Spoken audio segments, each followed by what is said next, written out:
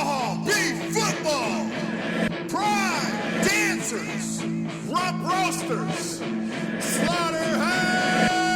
Are you ready? DJ next one. You ready? 3, 2, 1, go. Hello, Omaha Beef fans. Welcome to the Prime Cuts of Omaha Beef podcast. I am your host, Matt Patton, and we have a very special episode for you here tonight. This is our very first episode, and tonight we have a special guest. It's our first player interview heading into the 2023 season. And our first guest is a special one for me, too. He is a fellow University of Northern Iowa Panther alum. He is a former, had a stint with the Minnesota Vikings, the CFL with the Calgary Stampeders and the Toronto Argonauts. He signed with the Omaha Beef back in 2020 before the season was canceled due to COVID, and he's back to play with our Omaha Beef this season for the 2023 season.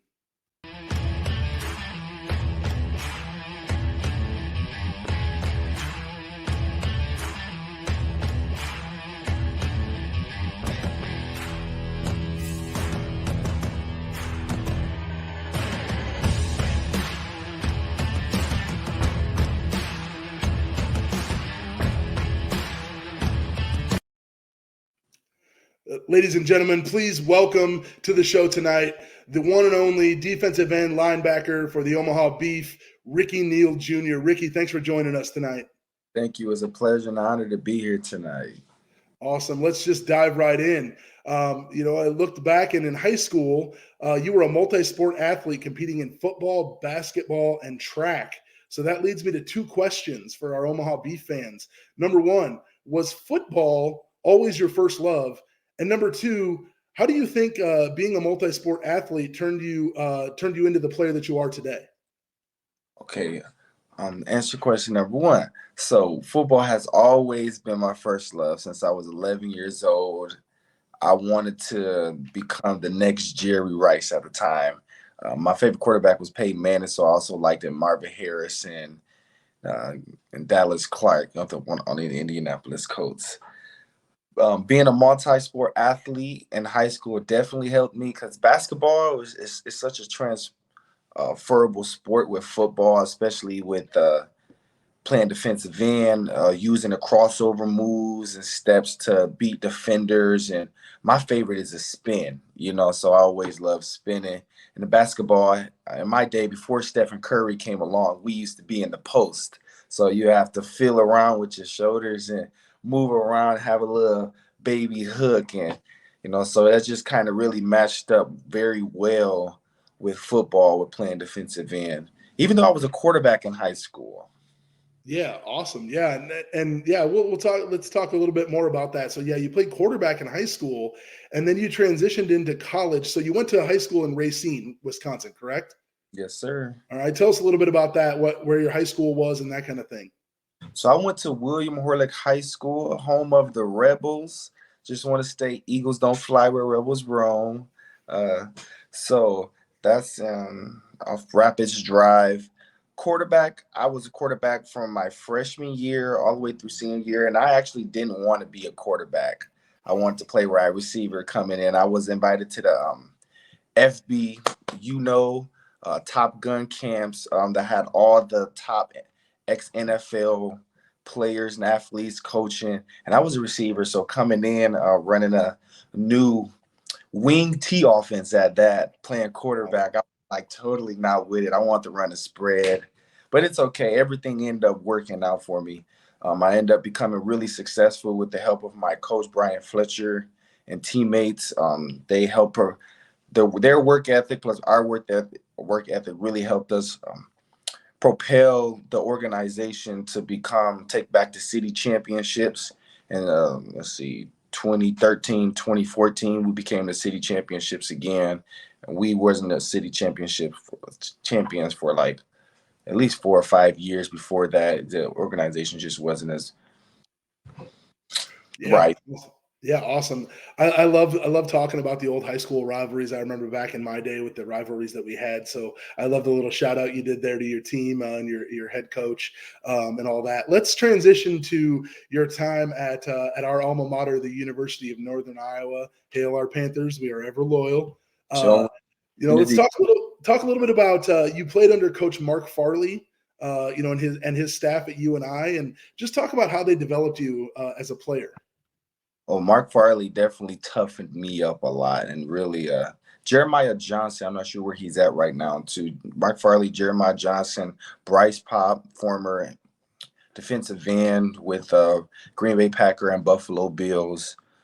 Mike Davis won a championship with North Dakota State University. All of them really helped toughen me up and really heighten my IQ of the game. So coming in, I came in as a quarterback or athlete. They transferred me over to wide receiver, and I'm like, kind of not feeling this. So then I played a little bit quarterback, and I clearly wasn't a college quarterback because I was. Yeah, so let's talk about that a little bit. So I was amazed when we were doing our research for the show, and I read that you played 14 different positions at one point or another while you were at UNI, including wide receiver, safety, and even defensive tackle. But I also saw that I think you played at maybe about 240 or something like that. Is that accurate? Yes, and that's actually 240 becoming later on in my career. Earlier, I was around 220, 230-ish. It was quite tough to get up there in that weight for a long time. So, Yeah. I mean, I playing, played a little D tackle in JUCO, and I was not 240. I'm not going to reveal how much I was, but I was not 240. So just talk a little bit about how even being at 220, 225, and coach goes, "Hey, we need you to go play D line." well, when you're a young kid who wants to get on the field and you're like, you want to prove to the coaches that you're tough, and they're like, hey, go get on that D line and you gonna make our line better. So I'm like, I'm at that point, I'm not 240 pounds. I'm really 220 pounds. Yeah. And after red shirt lifting, my legs are dead every day from heavy squats and bench press. But I just kind of want to prove the point that I can play football. It didn't matter where you put me on a field, that I was going to find a way to be successful. And ultimately, that led to my success and me finding a home at defensive end because I'm whipping a first team tackles butt all day, and it's like, hey, this kid may be kind of decent here. With of course lots of training and coaching. Yeah, for sure. And I love it. That's the kind of attitude we need for our Omaha Beef players, somebody that wants to work hard and they're out there playing for the love of the game. But let's transition a little bit to your experience with the NFL. You spent some time with the Minnesota Vikings under head coach Mike Zimmer and defensive coordinator George Edwards. What did you learn about yourself and about the game of football during your time under Coach Zimmer? Well, truth be told, I learned that people make football a lot more difficult than what it is, as well as coaches would like to have the best athlete at all time. They really didn't care about all the time. I can't say they didn't care about it, but it was more so it's a very political. I say that it's definitely a game of politics. The more politics you have, the better. It's who you know, not what you know type of business. Right, right. Yeah, and so obviously a little bit different than your experience at college, where you were molded and developed into a better young man and that kind of thing. But let's transition into your experience in the CFL. As I mentioned before, you played a little bit in the CFL with the Argonauts and the Calgary Stampeders. How did your experience in the NFL differ from your experience in the CFL? Obviously, other than the fact that you're in a different country and that kind of thing, but just talk a little bit about how different that was and how much of a different experience it was. Okay, there's a lot here. So I learned that first off, I found my love for football all over again when I went to Canada. I realized that Americans don't play football right. And I say that because there's just the speed of the game, the motion, how much fun it is. Americans is all a ground and pound. You have 4 downs. In Canada, you have 3 downs. So first, second down, punt. So it's more of a passing league. You have the motion as indoor football where you can go lateral and forward before the snap of the ball. it's a 1 yard difference. The defensive ends have to give a 1 yard neutral zone to the center. So that was a big transition from America, where you're right at the nose of the ball. You got to give that 1 yard, 3 downs, 12 men on the field, and you're playing on a soccer field. So it was really important that you had great eyesight, because you have to do your job. You can't make a play for somebody else. You have to do your job and be where you need to be. It was just so fun. The special teams are completely different. Punts are live. There's no fair catch. So yeah, yeah, no fair catch. So I've watched a little Canadian League, but I'm not super familiar with it, so that's why that caught me off guard. But yeah, it's totally fine. So with that, then you have to give always a 5 yard perimeter to let them catch the ball, but they have to return it. Field goals are always live as well. So that was another huge difference, that they can kick a field goal, completely botch it and miss it, and still score a point if it went past the goal line. So that's another way. It's so many more opportunities to score, as well as being just such a fast-paced game. Special teams are so huge in the CFL, way more important than the NFL. And in the NFL, of course, they're extremely important. But in the CFL, it's literally make or break. Your special teams have to be like a core center of your team.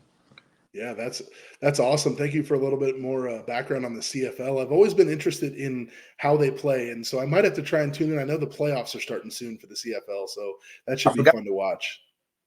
I forgot to mention that the field goal posts are also in the front of the end zone, like it used to be in original football. So since the CFL came before the NFL, that's why back in the day in the NFL, the field goal post was in the front of it, because they from the CFL. So that was also another lovely nugget that I learned. I've seen those. I've seen that, and I've seen those highlights from back in the day, and I just can't sit there and think about, like, if they ran that post pattern to the middle of the end zone, how many times did that wide receiver run straight into those goalposts? You know what I mean? Yeah, that's where that saying come. Run straight into the post. On the post. Yep. That's awesome. That's awesome. Now, I was doing a little bit more, and we chatted a little bit before the episode. But I was really excited to hear about some of the stuff that you're doing off the field. You're involved in some pretty cool stuff, off the field as well. So tell the fans a little bit about your music career. Oh, this is wonderful. So I help produce for my older sister. Her name is Rakia Neal, just my name with an A at the end. She's a gospel recording artist, and she's made a few tracks. So currently I also have my own production company, Neal Down Productions LLC, and I have also Neal Down Productions Publishing. So when we do go out, we make our music, and then I also publish it. I like establishing and helping other people's gain their LLC and gain notoriety through whatever way that they need to help grow their business and their self, like as they move forward. With music, I'm also a music director at one of the longest standing church in Wisconsin. It's called St. Paul Missionary Baptist Church. It has been established for over 105 years. And it's definitely an honor to be under Bishop Kirby and play for that ministry and be the music director of that church. That's amazing. I also found out that you teach general music classes at an elementary school. What grade levels do you work with, and what do you love about that? Yes, I worked through a K4 through 5th grade at Knapp Elementary. And I love everything about it except for when the kids have accidents on themselves, and but mostly I was working in the factories, and I have too many talents just to be wasting away. So when I went to the elementary school, the kids, they're keeping me up to date with the newest dances, the newest lingo. Some of them are TikTok famous, and I'm pretty cool, and they're telling me that I can't get on their TikTok. So it's kind of cool not to be that guy, and just really kind of help shape and develop the youth, the upcoming for the next generation. Is quite beautiful. They always have so much energy. They keep me keep me young, keep me going for sure. All right, cool. So we're going to introduce a segment that we do here. It's a really fun one for you. It is called Grillin' the Beef.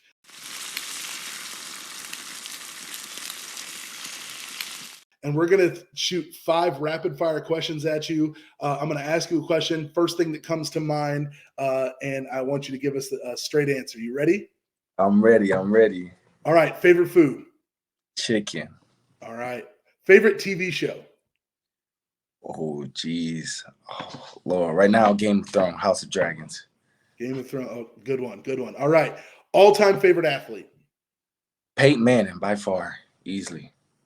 What instruments can you play? Piano, drums, guitar, bass, saxophone, harmonica, flute.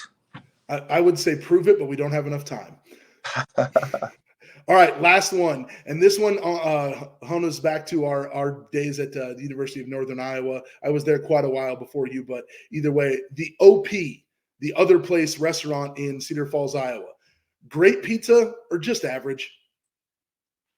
I want to go with that. They have pretty average pizza because if you're from Northern Iowa, you have to love Chad's Pizza. Chad's Pizza is the way to go. They have the best pizza and the best wings. It's wonderful.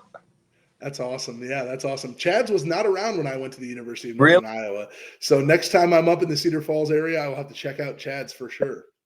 Definitely. It's the way to go. Awesome. So, as I said, you're signed with the Omaha Beef for the 2023 season. I personally am super excited to have you on the team, not only because of our connection with the University of Northern Iowa, but just because I've seen your highlights. They're sick. I think you're going to really dominate some people, and you're going to, be a player to watch out for this season. So we reached out to head coach Pat Pimmel with the Omaha Beef, and we wanted to get a little quote from him. Coach Pimmel said, when we're talking about Neal Jr., he said, he's just so explosive off the ball. He's pretty much played every position at Northern Iowa, and he found a home at defensive end. He was very into his faith, and just overall a first class act. I feel that with his current film, he will get another shot outdoors, and just one of those players who does things right on and off the field. Hey, man, I absolutely love that. I love Coach Pimmel for that and everything, all the help so far that he have gotten me.